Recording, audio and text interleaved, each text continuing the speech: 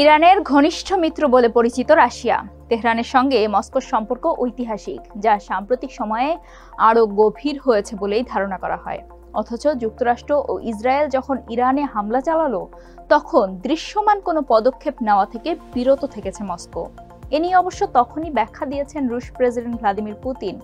যত ব্যাখ্যাই দিন না কেন, ওই সময়ে রুশ প্রেসিডেন্টের ভূমিকা ছিল আর 5 জন নতজানু রাষ্ট্রনায়কের মতো বিবৃতি দেওয়া।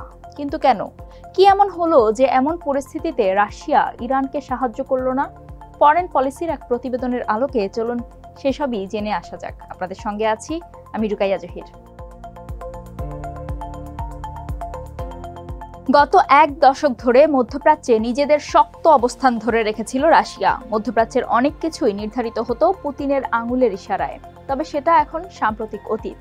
2024 সালের ডিসেম্বরে সিরিয়ার প্রেসিডেন্ট বাশার আল আসাদের পতন রোধে কোনো কার্যকর পদক্ষেপ নিতে পারেনি পুতিন সরকার। মস্কোর ঘনিষ্ঠ এ নেতার পতন ছিল পুতিনের জন্য বার্তা, মধ্যপ্রাচ্যের নিয়ন্ত্রণ তার হাত ফসকে বেরিয়ে যাচ্ছে। আর সদ্য সমাপ্ত ইসরায়েল ইরান যুদ্ধে তেহরানের পাশে দাঁড়ানোর পরিবর্তে মস্কোর শান্তি প্রতিষ্ঠা ও নিরপেক্ষ থাকার ভূমিকায় মধ্যপ্রাচ্যে তার প্রভাব ক্ষণস্থায়ী বলে মনে হচ্ছে। ইসরায়েল ইরান সংঘাতে তেহরানের পাশে না দাঁড়ানোয় পুতিনের দুর্বলতার লক্ষণ স্পষ্ট। যুদ্ধকালীন সময় তাকে কিছুটা দ্বিধাগ্রস্ত মনে হয়েছে রাশিয়ার হয়তো আর মধ্যপ্রাচ্যের ক্ষমতার রাজনীতিতে হস্তক্ষেপ করার ইচ্ছা বা ক্ষমতা নেই। অথচ 2022 সালে রাশিয়া ইউক্রেনে আক্রমণ করার পর মস্কোর সঙ্গে সম্পর্কের অভাবনীয় উন্নতি করেছিল তেহরান। মস্কোরও তখন তেহরানের প্রয়োজন ছিল সবচেয়ে বেশি। তাদের কাছ থেকে শাহেদ ড্রোন এবং সংশ্লিষ্ট প্রযুক্তি নিয়ে ইউক্রেনে নিজেদের শক্তি জাহির করেছে মস্কো, দখল করেছে একের পর এক শহর। আর পশ্চিমা নিষেধাজ্ঞা এড়াতে ফলো করেছে তেহরানের পরীক্ষিত টিপস। ফলে মস্কোর তেলবাহী ট্যাঙ্কারগুলো ভিন্ন পরিচয়ে বিশ্বব্যাপী তেল রপ্তানি করেছে অবাধে। শুধু কি তাই, তেহরানের সঙ্গে সম্পর্ক থেকে রাশিয়া অন্যান্য পরোক্ষ সুবিধাও পেয়েছে, যার মধ্যে অন্যতম 2023 সালের 7 অক্টোবর ইসরায়েলে ইরান সমর্থিত হামাস এবং হিজবুল্লাহর আক্রমণ, যার ফলে মধ্যপ্রাচ্যের ক্রমবর্ধমান সহিংসতায় ইউক্রেন থেকে আন্তর্জাতিক মনোযোগ সরে যায়। সুযোগ বুঝে পুতিনও একরকম চাপ মুক্ত হয়ে তার লক্ষ্য পূরণে এগিয়ে যান। এছাড়া মধ্যপ্রাচ্যের অস্থিতিশীলতা তেলের দাম বাড়ায়, যা রাশিয়ার জন্য এক কথায় আশীর্বাদ। পুতিন হয়তো সেই ফায়দাই লুটতে চেয়েছিলেন। সবশেষ ইসরায়েল ইরান যুদ্ধে পুতিনের ভূমিকা নিয়ে প্রশ্ন থাকলেও তেহরানের সমর্থনের প্রতিদানও দিয়েছে মস্কো। 7 অক্টোবরের পরপরই ইসরায়েল বিরোধী জোটের দিকে ঝুঁকে পড়েন পুতিন। অক্টোবরের শেষ দিকে মস্কোতে যায় হামাসের একটি প্রতিনিধি দল।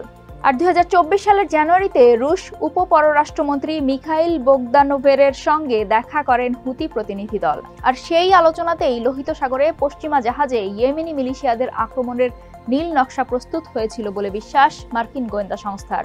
আর এই নীল নকশা বাস্তবায়নের পেছনে ছিল রুশ সামরিক গোয়েন্দা সংস্থা জিআরইউ।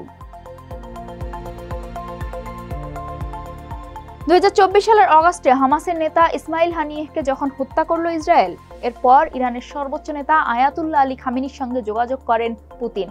তাকে পাল্টা আঘাত নয়, বরং সংযমের আহ্বান জানান তিনি। ফোন দিয়ে কড়া কথা শোনাননি ইসরায়েল প্রধানমন্ত্রী বেনিয়ামিন নেতানিয়াহুকেও। এর পেছনে কারণ মূলত রাশিয়া ইউক্রেন যুদ্ধে ইসরায়েলের নিরপেক্ষ থাকার চেষ্টা। তবে সবশেষ চলতি বছরের জানুয়ারিতে মস্কো তেহরানের সঙ্গে একটি নিরাপত্তা অংশীদারিত্ব চুক্তি স্বাক্ষর করেছিল। যদিও সেই চুক্তির মাত্র 5 মাসের মাথায় তেহরানে কোনো অর্থবহ সামরিক সহায়তা করেনি মস্কো, সাহায্য করেনি ইসরায়েলের যুদ্ধবিমানের বিরুদ্ধে কার্যকর বিমান প্রতিরক্ষা ব্যবস্থা দিয়ে। উল্টো তাদের কাছ থেকে 2023 সালে তেহরান যে উন্নত SU-35 যুদ্ধবিমান কিনেছিল, সেগুলো ক্রান্তি লগ্নে বুঝিয়ে দেয়নি মস্কো, যার ফলে তেহরানকে একরকম বাধ্য হয়ে সেই 1970 সালের মার্কিন বিমানের উপর নির্ভর করতে হয়েছে যুক্তরাষ্ট্রেরই আধুনিক যুদ্ধ বিমানের বিপক্ষে লড়তে। আর ইরানকে পারমাণবিক শক্তিধর হওয়ার বিরোধিতা তো মস্কো সেই 2010 সালে জাতিসংঘের নিরাপত্তা পরিষদেই করেছে, যাতে প্রতীয়মান হয় ইরানের প্রতি মস্কোর দ্বিধাগ্রস্ততা। আর এছাড়া মিত্র হিসেবে তেহরানের প্রয়োজনীয়তাও হ্রাস পাচ্ছে মস্কোর, কেননা ইরানের ড্রোন শাহেদ এখন রাশিয়াতেই তৈরি হয়। জেট ইঞ্জিন এবং স্টারলিংক সক্ষম নেভিগেশন উপাদানের মতো গুরুত্বপূর্ণ আপগ্রেডও তাতে যুক্ত করেছে রাশিয়া। ফলে ইসরায়েল ইরান যুদ্ধে তেহরানকে পুতিনের সমর্থন না জানানোর সিদ্ধান্তটি আশ্চর্যজনক নয়। সিরিয়ার আসাদ সরকারের পতনের পর পুতিন অঞ্চলটিতে আবারও তার নিয়ন্ত্রণ প্রতিষ্ঠা করতে চাইছেন, যে কারণে মস্কো মধ্যপ্রাচ্যের সমস্ত আঞ্চলিক অংশীদারদের সঙ্গে যোগাযোগ রাখছে, যার মধ্যে ইরান ও ইসরায়েল, আসাদ ও সিরিয়ার বিরোধী দল এবং তুরস্কের প্রেসিডেন্ট রিসেপ তাইপ এরদোয়ান ও কুর্দিস্তান ওয়ার্কার্স পার্টি পিকেকেও রয়েছে। আর এখন যখন ইসরায়েল ইরান যুদ্ধ নিয়ে সবাই ব্যস্ত, রাশিয়া ওই অঞ্চলে তার ভারসাম্য পুনরুদ্ধার করতে চাইছে। অনেক রাশিয়ানই ইসরায়েলের শক্তিশালী পররাষ্ট্রনীতি এবং আন্তর্জাতিক নিন্দার বিরুদ্ধে লড়াইয়ে সামরিক শক্তি মোতায়েন করার প্রবণতার প্রশংসা করেন। টেলিগ্রামে রুশ অতি জাতীয়তাবাদীরা ইসরায়েলের সামরিক দক্ষতার প্রশংসা করেন। সেই সঙ্গে তাদের মতে যদি দুর্নীতিগ্রস্তরা ক্ষমতায় না থাকতো তাহলে রাশিয়াও একই শক্তি প্রদর্শন করতে পারত। এছাড়া ইসরায়েলে একটি বিশাল রুশ প্রবাসীর উপস্থিতিও দুই দেশের মধ্যে একটি শক্তিশালী বন্ধন তৈরি করেছে। আর সম্প্রতি পুতিন সেটা নিজেও স্বীকার করেছেন, যেখানে তিনি জানান সাবেক সোভিয়েত ইউনিয়ন এবং রুশ ফেডারেশনের প্রায় 20 লাখ মানুষ ইসরায়েলে বাস করে। আজ এটি প্রায় একটি রুশভাষী দেশ।